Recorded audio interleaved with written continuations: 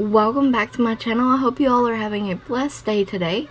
We're going to be working on another look using the Covergirl DAZED eyeshadow palette. This is look number 2, and this is kind of a form of sunset eyes, and it's a very simple look, but it's so pretty. It's easy to achieve, so I hope you guys are going to enjoy it. So to get started, we have to prime our eyelids. We're using the Milani eyeshadow primer.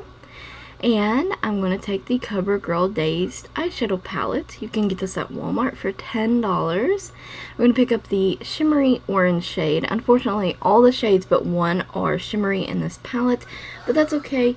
We're going to pick this up on a crease brush, and I'm just going to work that in the crease.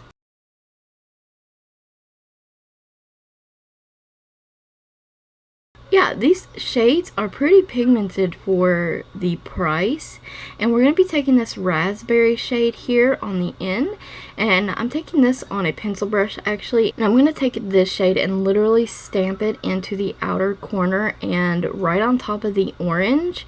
And the more like shades you use, the easier your look is going to blend. These are going to blend pretty easy anyways because they are a like texture. They're both shimmery. But just stamp that in your outer corner.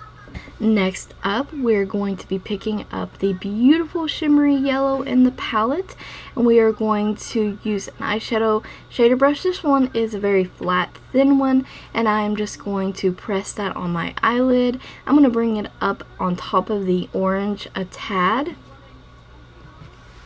in the inner corner area. And we're going to blend a little as we go. I'm going to make the orange a little bit more vibrant. And all these shades, like I said, because they are like texture, they're going to blend very easily. So this look is very easy. And I just go over the shades and swipe my brush across the line where they meet, and it just blends very easily. And this is the Color Workshop Brow Highlighter, and I'm taking that on a fluffy eyeshadow brush, and I'm applying that at the brow bone, and I'm blending down the edges of the look as well. Now you'll also see me go back in with the orange. Now we're using the Unshakeable Eyeliner, liquid eyeliner. There'll be a link to this eyeliner in the description box. We're just doing a thin line of that. We're going to tightline. I'm using the NYX Jumbo Pencil in Milk for my waterline, just to more bright and open the eye. Then I'm using the raspberry shade on my lower lash line. We're also going to be placing the orange in the inner corner.